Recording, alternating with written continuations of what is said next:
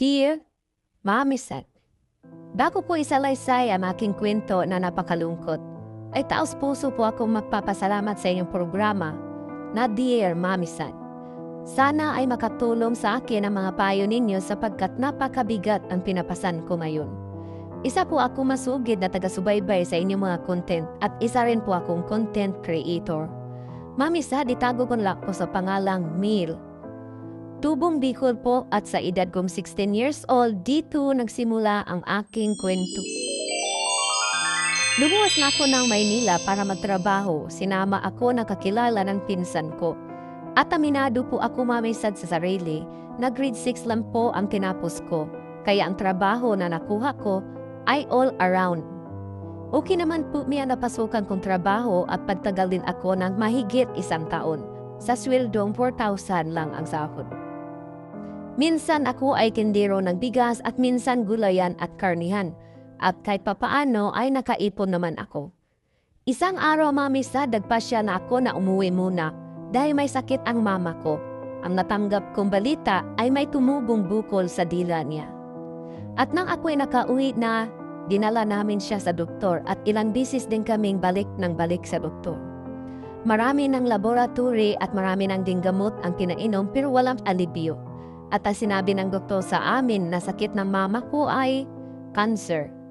Cancer sa dila ang sakit ng mama ko kaya kailangan na daw siyang operahan.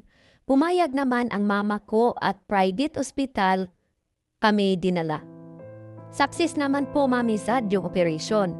Pero natagalan kaming lumabas dahil sa sobrang laki ng bayarin. Mahirap lang po kami kaya kung saan-saan kami humingi ng tulong. Lumapit kami sa pwede naming mautangan at kung sino-sino ang mahingian ng tulong. Sa awa ng Diyos, nakaraos din kami at nakalabas na ang aking ina sa ospital. Ngunit, isang araw binabalita sa TV at radyo na magla-lockdown dahil sa pandemic. Mga pangyayaring hindi inaasahan. Lumipas nga ng ilang buwan, ang pandemic ay nasa Pilipinas na at halos lahat ay apektado na. Dahilan na hindi na makabalik sa trabaho at sa madaling salita, nawala na po ako ng trabaho. At dito na uli magsimula ang trahedya ng buhay ko.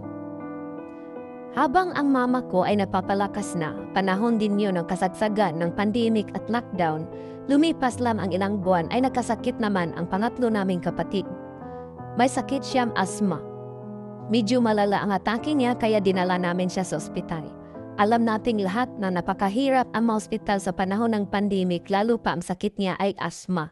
5 araw lang siya sa ospital at ang nakakalungkot ay dahil asma ang sakit niya, pinalabas ng doktor na COVID-19.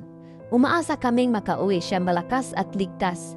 Ngunit ilang araw lang ay pumanaw ng aking kapatid at ang masakit doon ay hindi kami pwedeng lumapit. Sobrang hirap, Mami Sat, na hindi man lang namin masilayan ang bangkay ng aking kapatid. Hindi kami pinayagan na iuwi ang kanyang bangkay dahil bawal noon at hindi pumayag ang aming mayor at kapitan. Dahil daw kami ay makwarantin ng 15 days. Di ko alam na tatapusan na pala sa aming pagkikita nung hinatid namin siya sa ospital. Ilang araw ay kinawagan kami at iniabot sa amin ang isang silupin na nakasilid sa maliit na jar at siya na ang kapatid ko. Abo na dahil nakremate siya. Sobrang hirap, Mami Sat, ang aming naramdaman para kami nasakluban ng langit at kahit kami ay mahirap, binigyan pa rin namin siya ng maayos na libingan. Inilibing namin siya kahit nakremate na. Wala na kaming magawa kundi ang tanggapin ang mga di inaasahang pangyayari. Pilit naming kalimutan ang pait ng naranasan pagkat gusto naming makausad at bumalik sa normal na buhay kahit kami ay mahirap. Akala ko back to normal na, Mami Sat. Ngunit lumipas lang ang 1 buwan.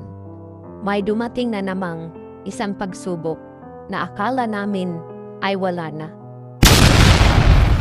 Ano ang sinasabi ni Mel na pagsubok na naman na dumating sa kanyang buhay? Abangan sa susunod na kabanata sa part 2 ng kasaysayan ni Mel. Para masundan ang kwento ay pwede kayo mag-subscribe sa akin para masali ang inyong pangalan sa weekly ginagawa namin na live streaming sa Spin the Wheel.